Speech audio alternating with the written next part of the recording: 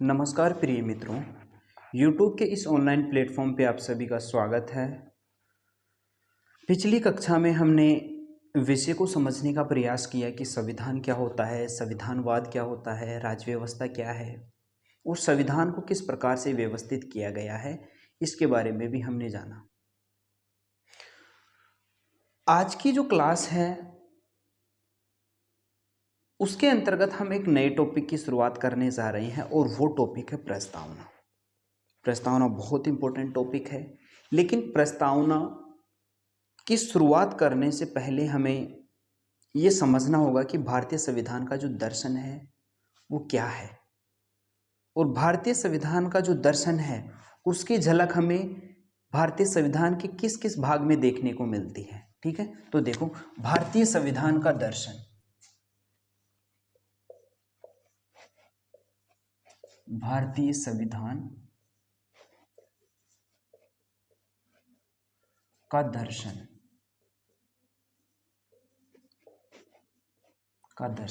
अब देखो, भारतीय संविधान के दर्शन की झलक हमें एक तो प्रस्तावना में देखने को मिलती है। कहां पर? प्रस्तावना में। ठीक है, एक जो हमारे मौलिक अधिकार है, कहां पर? मौलिक अधिकार, मौलिक अधिकार।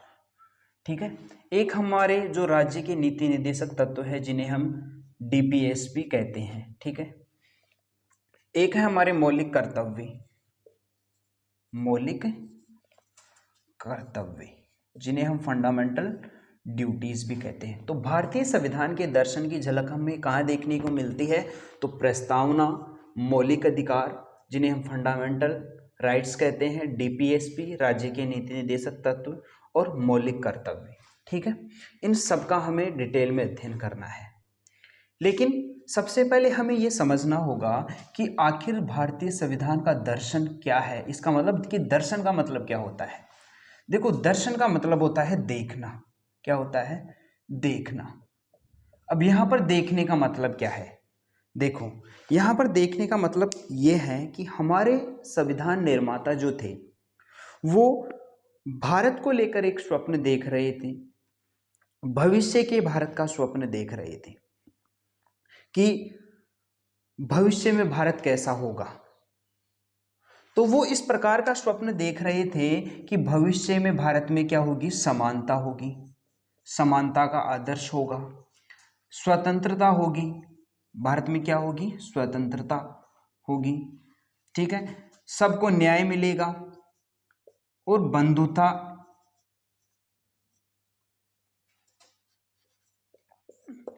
इत्यादि की वो क्या कर रहे थे? बात कर रहे थे। कौन? हमारे संविधान निर्माता। यानी देश में क्या होगा? देश में सभी को समानता का अधिकार प्राप्त होगा, किसी भी प्रकार का जातिगत आधार पर भेदभाव नहीं किया जाएगा, लिंग के आधार पर भेदभाव नहीं किया जाएगा। ठीक है, सबको स्वतंत्रता होगी। ठीक है, सबको न्याय मिलेगा और बंधुता होगी। देश में क्या होगी? बंधुता होगी। इन सब बातों को लेकर कौन स्वप्न देख रहे थे? हमारे संविधान निर्माता। तो ये जो है समानता, स्वतंत्रता, न्याय, बंधुता, ये सभी कहां पर है? तो ये प्रस्तावना में है। हमारे जो मौलिक अधिकार है इनमें इनका उल्लेख मिलता है। इसीलिए भारतीय संविधान के दर्शन के अंतर्गत इनको हम शामिल करते हैं। प्रस्तावना, मौलिक अधिकार, डीपीएसपी और जो हमारे जो फंडामेंटल ड्यूटीज है उनको शामिल करते हैं। तो इतना हमको समझ में आता है। ठीक है, चलो अब देखो, अब हम बात करते हैं प्रस्तावना की। किसकी बात करते हैं? प्रस्तावना की।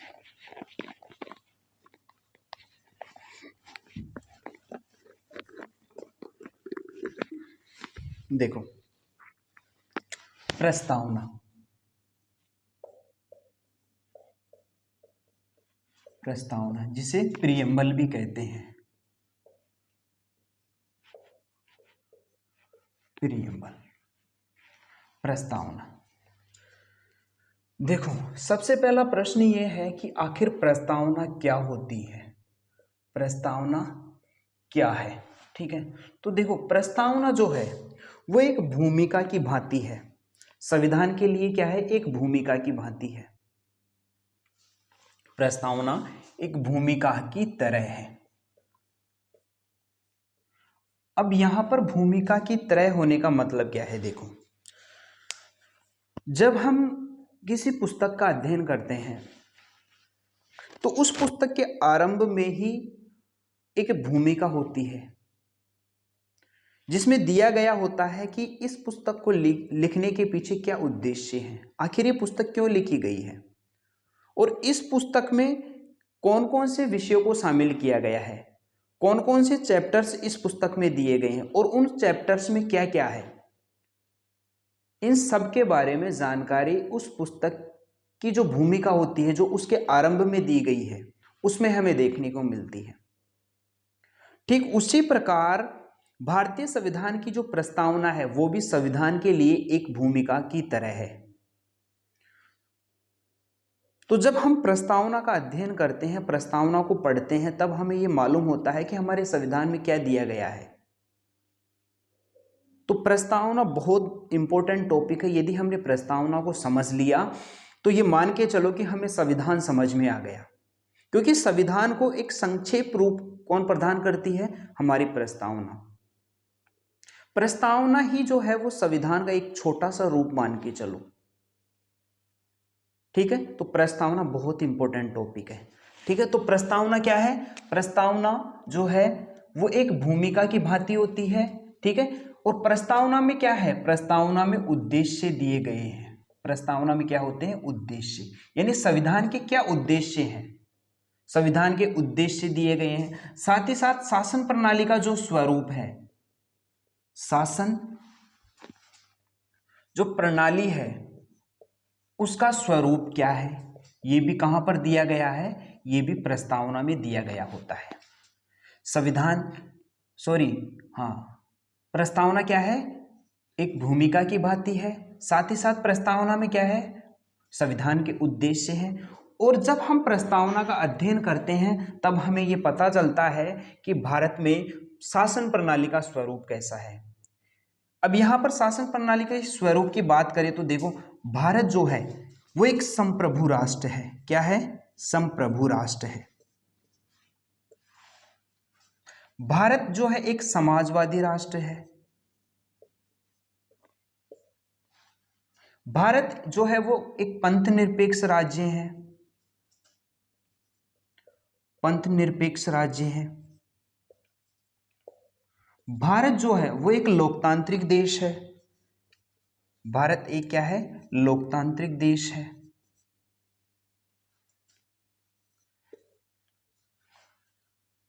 और भारत जो है वो एक गणराज्य भी है।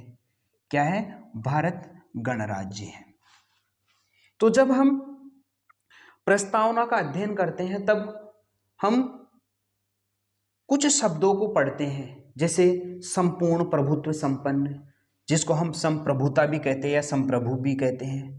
फिर उसके बाद में हम प्रस्तावना में समाजवादी शब्द का भी अध्ययन करते हैं, उसको भी पढ़ते हैं। साथ ही साथ पंथ निरपेक्ष जो शब्द है वो भी हमें प्रस्तावना में दिखाई देता है, और लोकतांत्रिक शब्द और गणराज्य शब्द भी हमें प्रस्तावना में देखने को मिलता है।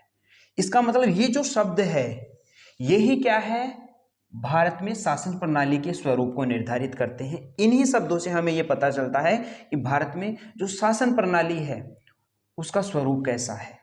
तो भारत एक संप्रभु राष्ट्र है, भारत समाजवादी है, भारत एक पंथ निरपेक्ष राज्य है, भारत एक लोकतांत्रिक देश है, भारत गणराज्य है। तो ये हुआ शासन प्रणाली का स्वरूप। तो आपसे कोई भी ये पूछे कि प्रस्तावना क्या है, तो प्रस्तावना जो है एक भूमिका की भांति होती है जिसमें संविधान के उद्देश्य और आदर्शों की बात की गई है। उस शासन प्रणाली का स्वरूप क्या है ये भी किसमें दिया गया है, प्रस्तावना में दिया गया है। साथ ही साथ देखो, यदि हम प्रस्तावना का अध्ययन करते हैं, प्रस्तावना को पढ़ते हैं, तब प्रस्तावना के अंत में संविधान के लागू होने की तिथि का भी हमें उल्लेख मिलता है, तिथि का उल्लेख। तो इसका मतलब कि प्रस्तावना की यदि हमें परिभाषा देनी है, डेफिनेशन देनी है, तो किस प्रकार से देनी है कि प्रस्तावना संविधान के लिए एक भूमिका की भांति है, जिसमें संविधान के उद्देश्य, शासन प्रणाली का स्वरूप तथा संविधान के लागू होने की तिथि का उल्लेख मिलता है। ठीक है, ये प्रस्तावना की परिभाषा, इतना हमको समझ में आता है। चलो ठीक है, अब देखो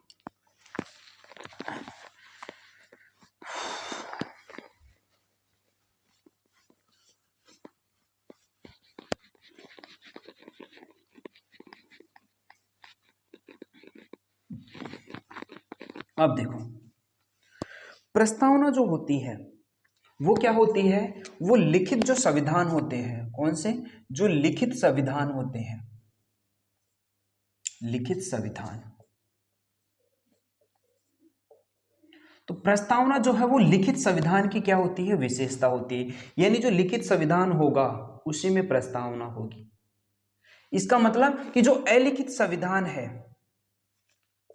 जो अलिखित संविधान है,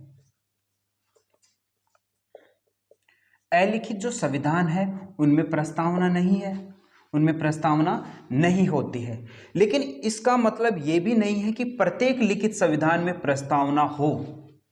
प्रत्येक लिखित संविधान में प्रस्तावना का होना अनिवार्य नहीं है। यदि हम इसके एग्जाम्पल की बात करें तो इसका एग्जाम्पल देखो, इसके एग्जाम्पल की बात करें तो जैसे भारत शासन अधिनियम,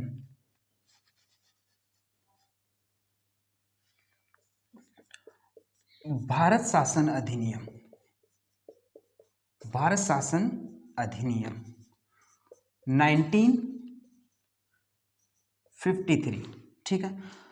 अब देखो, जब अंग्रेजों का भारत में शासन था तब अंग्रेज भारत में इस अधिनियम के माध्यम से शासन करते थे।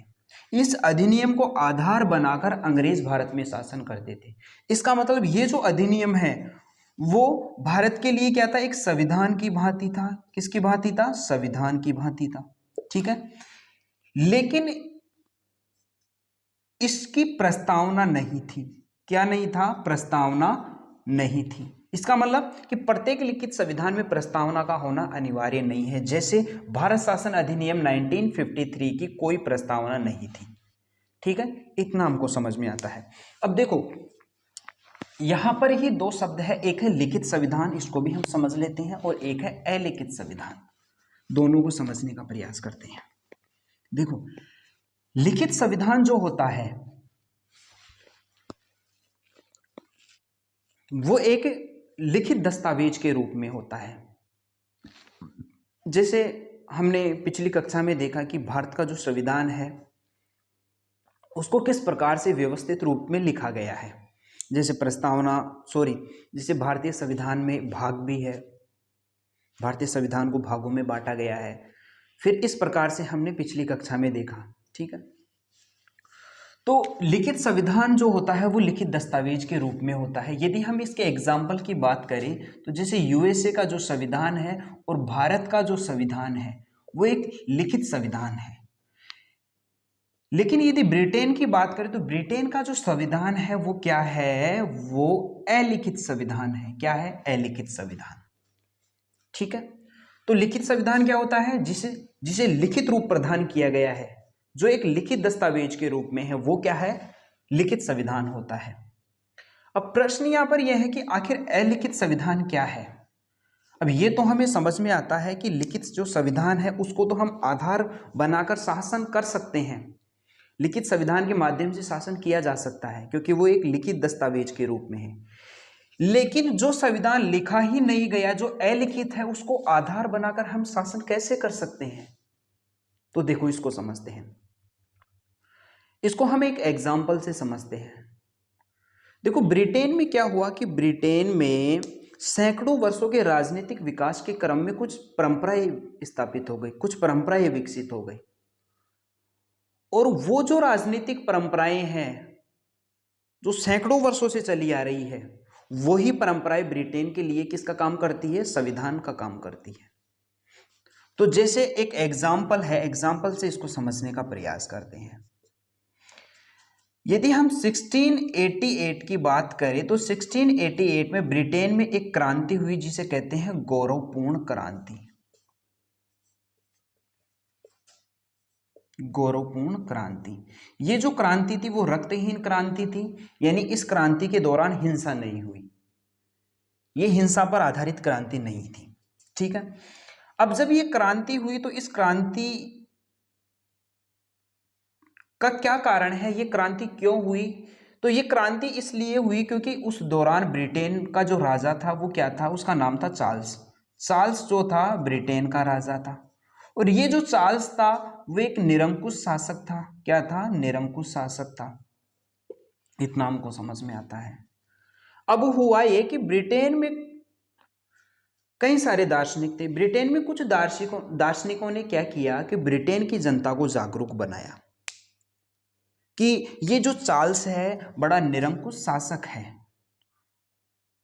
और ये जो जनता है, जनता की इच्छाओं के अनुसार कार्य नहीं करता है, जनता की सलाह के अनुसार कार्य नहीं करता है। ठीक है, तो हुआ ये कि जो दार्शनिक थे उनके नेतृत्व में क्या हुई, ये क्रांति हुई। ये गौरवपूर्ण क्रांति किसके नेतृत्व में हुई? ब्रिटेन के जो दार्शनिक थे उनके नेतृत्व में हुई।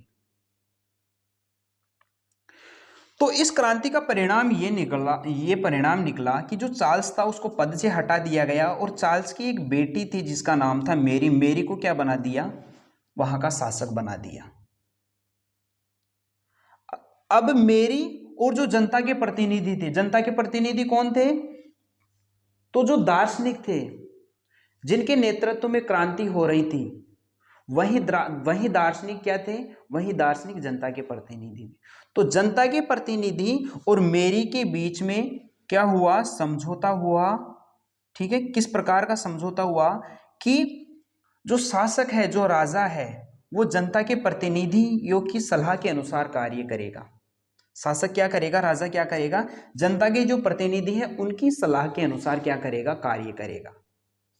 अब क्या हुआ कि जो जनता के प्रतिनिधि थे उन्हीं से मिलकर क्या हुई, वहां पर एक निकाय का गठन हुआ जिसे कहते हैं मंत्री परिषद।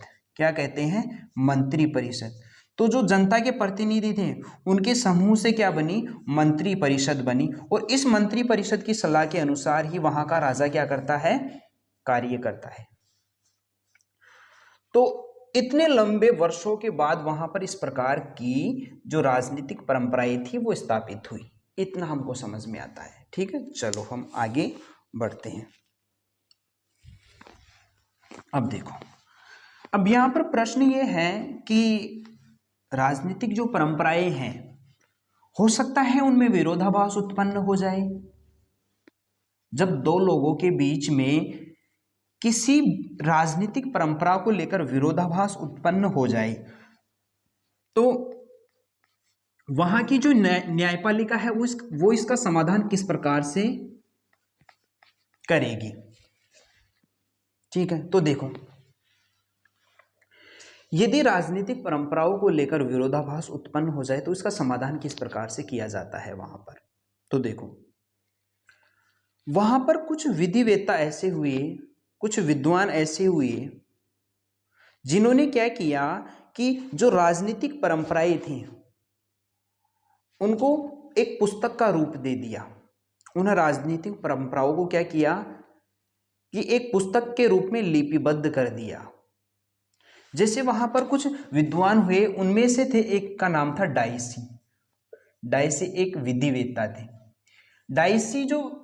डाइसी और अन्य जो विद्वान थे उन्होंने क्या किया कि वहां की जो राजनीतिक परंपराएं थी उन्हें लिपिबद्ध करके एक पुस्तक का रूप दे दिया, एक बुक का रूप दे दिया। तो जब भी राजनीतिक परंपराओं को लेकर वहां पर विरोधाभास उत्पन्न होता है तो इन पुस्तकों के माध्यम से, इन किताबों के माध्यम से उसका समाधान खोजा जाता है। जब भी कोई राजनीतिक परंपरा को लेकर विरोधाभास उत्पन्न होगा तो इन पुस्तकों को देखा जाएगा कि वो राजनीतिक परंपरा है या नहीं है। ठीक है, इतना हमको समझ में आता है। चलो अब देखो, अब हम बात करते हैं भारतीय संविधान की जो प्रस्तावना है उसके संदर्भ में।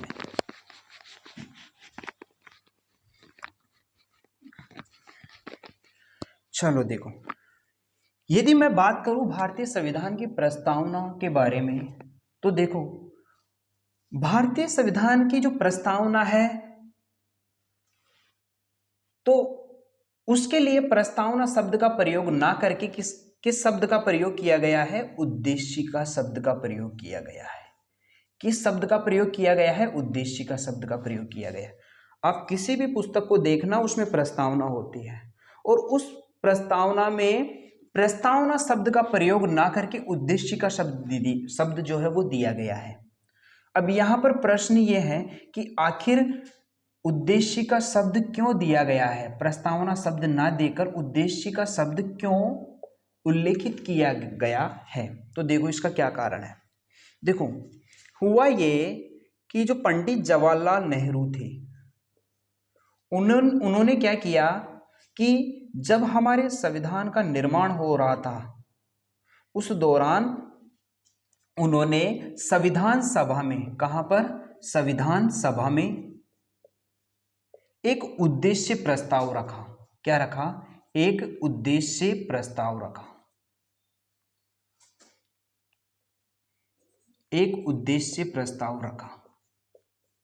और ये उद्देश्य प्रस्ताव कब रखा गया? तो 13 दिसंबर 1946 को ये उद्देश्य प्रस्ताव कहां पर रखा गया?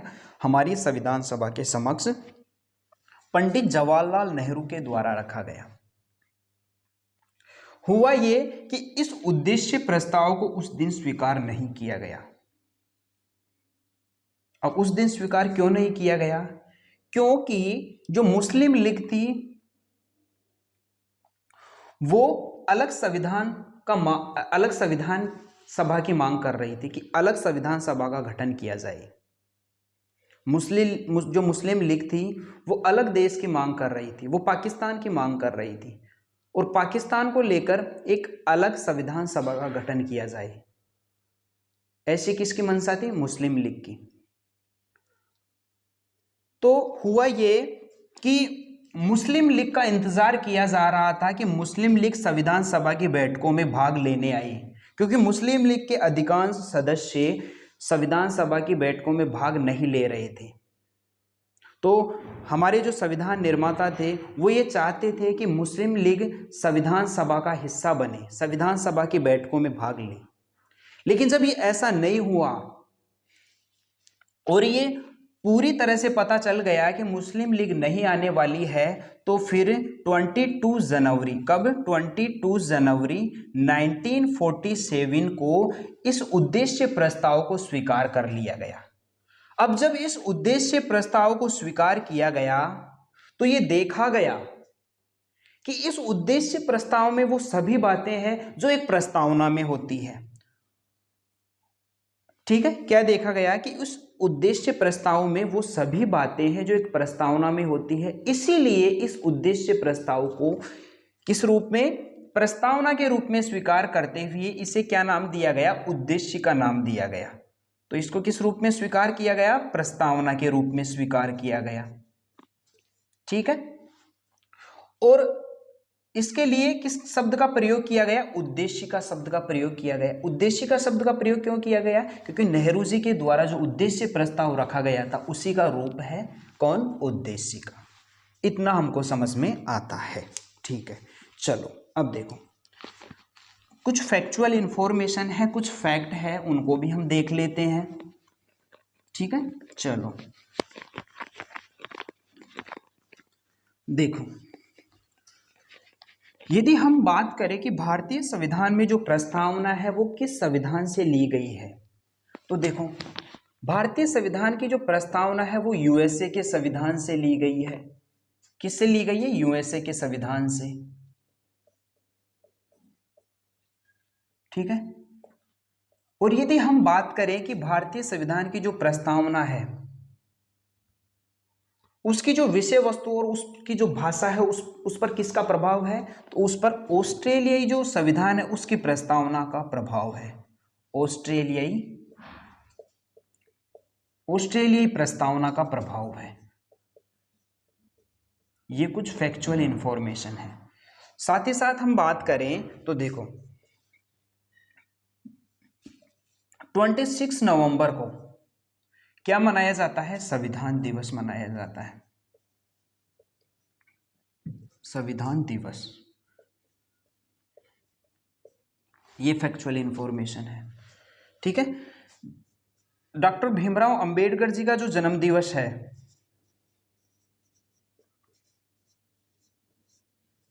जो जन्म दिवस है,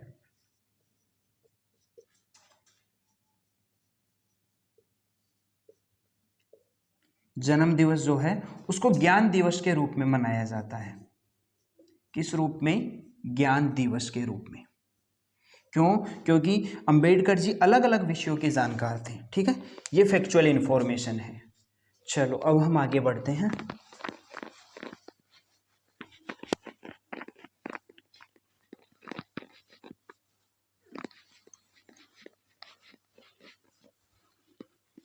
एक मिनट दोस्तों।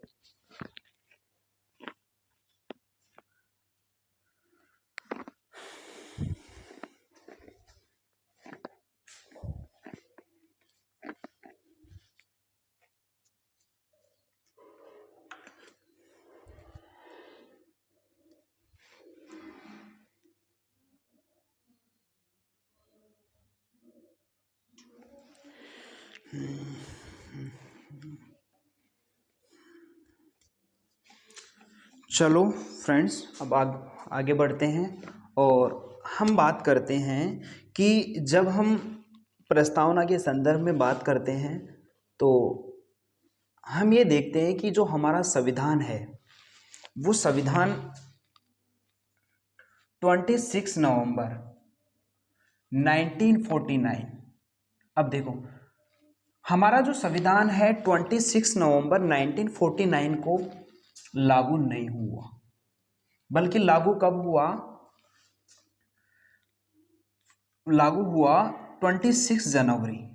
कब लागू हुआ? 26 जनवरी 1950 से हमारा संविधान लागू हुआ। जबकि हम जब हमारी उद्देशिका को पढ़ते हैं तब उद्देशिका के अंत में ये डेट दी गई है 26 नवंबर 1949, और उसमें ये बताया गया है कि हमारे संविधान को इस डेट को क्या किया गया? अंगीकृत किया गया, अधिनियमित किया गया और आत्मार्पित किया गया। ऐसे शब्दों का उल्लेख कहाँ पर है? हमारे संविधान की प्रस्तावना में है, अंत में देखना आप, ठीक है। लेकिन हमारे संविधान को इस दिन लागू ना करके इस दिन लागू किया गया, उसका क्या कारण है? जबकि हमारे संविधान का निर्माण कंप्लीट हो गया था, हमारा संविधान बनकर तैयार हो गया था और संविधान सभा के जो सदस्य थे उन्होंने संविधान पर हस्ताक्षर भी कर दिए थे, लेकिन फिर भी हमारा संविधान इस डेट को लागू नहीं हुआ, जबकि लागू हो जाना चाहिए था। कुछ ही अनुच्छेद उस दिन लागू हुए, जैसे कुछ ही प्रावधान लागू हुए, जैसे चुनाव से संबंधित प्रावधान लागू हुए, चुनाव से संबंधित प्रावधान लागू हुए, नागरिकता से संबंधित प्रावधान लागू हुए, ठीक है। और हमारी जो अंतरिम संसद है, अंतरिम संसद, अब अंतरिम संसद क्या होती है उस पर हम चर्चा करेंगे। अंतरिम संसद से संबंधित प्रावधान किस दिन लागू हुए? 26 नवंबर 1949 को। कुछ ही प्रावधान उस दिन लागू हुए और बाकी जो शेष बचा संविधान था, जो पूरी तरह से लागू नहीं हुआ था, वो संविधान एक तरीके से लागू कब हुआ? 26 जनवरी 1950 को। तो इस कारण से ये माना जाता है कि हमारा संविधान लागू कब हुआ? 26 जनवरी 1950 को। इस दौरान तो कुछ ही अनुच्छेद लागू हुए, कुछ ही प्रावधान लागू हुए, ठीक है। अब ये 26 नवंबर को लागू ना होकर इस दिन लागू क्यों हुआ, इसको हम जानने का प्रयास करते हैं। देखो,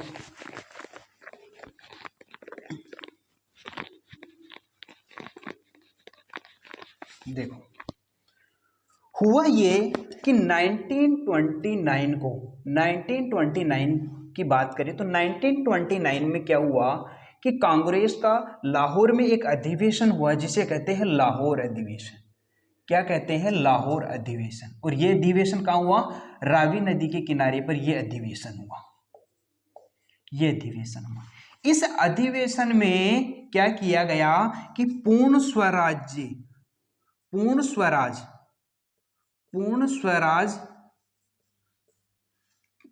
का लक्ष्य निर्धारित किया गया। यानी इस अधिवेशन में टारगेट क्या तय किया गया कि हमें पूर्ण स्वराज चाहिए, पूरी तरह से स्वतंत्रता चाहिए। और यह डिसीजन लिया गया कि प्रत्येक वर्ष 26 जनवरी को, कब 26 जनवरी को क्या किया जाएगा, पूर्ण स्वराज दिवस मनाया जाएगा, अर्थात स्वतंत्रता दिवस मनाया जाएगा। और इस आधार पर सबसे पहला पूर्ण स्वराज दिवस कब मनाया गया, तो 26 जनवरी 1930 को पहला पूर्ण स्वराज दिवस मनाया गया। तो देखो क्या हुआ, लेकिन हुआ ये, देखो हुआ क्या, हुआ ये कि हमारा जो भारत है उस भारत को स्वतंत्रता कब मिली, 15 अगस्त 1947 को हमें आजादी मिली। अब भारत आजाद हुआ कब, 15 अगस्त को, लेकिन तब तक पूर्ण स्वराज दिवस कब मनाया जा रहा था, 26 जनवरी को मनाया जा रहा था। अब ये जो डेट थी, इस डेट को ऐतिहासिक दर्जा देने के लिए, एक ऐतिहासिक रूप प्रदान करने के लिए क्या किया गया कि हमारा जो संविधान था उसको 26 नवंबर, कब, 26 नवंबर 1949, जबकि बनकर तैयार हो गया था, 26 नवंबर 1949 को लागू ना करके कब लागू किया गया, 26 जनवरी, कब, 26 जनवरी 1950 को हमारे भारतीय संविधान को लागू किया गया। इस डेट को ऐतिहासिक दर्जा प्रदान करने के लिए, 26 जनवरी को एक ऐतिहासिक रूप देने के लिए हमारा संविधान कब लागू किया गया, 26 जनवरी 1950 को लागू किया गया। ठीक है, चलो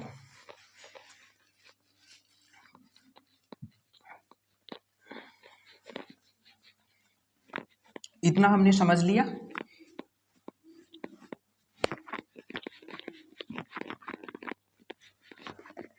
तो देखो चलो आज की क्लास में हम इतना ही रखते हैं, बाकी जैसे जैसे हम आगे बढ़ेंगे क्लास की जो ड्यूरेशन है उसको बढ़ाते जाएंगे। फिलहाल तो हम क्लास की ड्यूरेशन को शॉर्ट में ही रख रहे हैं। ठीक है, तो आज की जो कक्षा है उम्मीद करता हूँ आपको समझ में आई होगी, तो आप इसका रिवीजन कीजिएगा। ठीक है, तो नमस्कार, जय हिंद।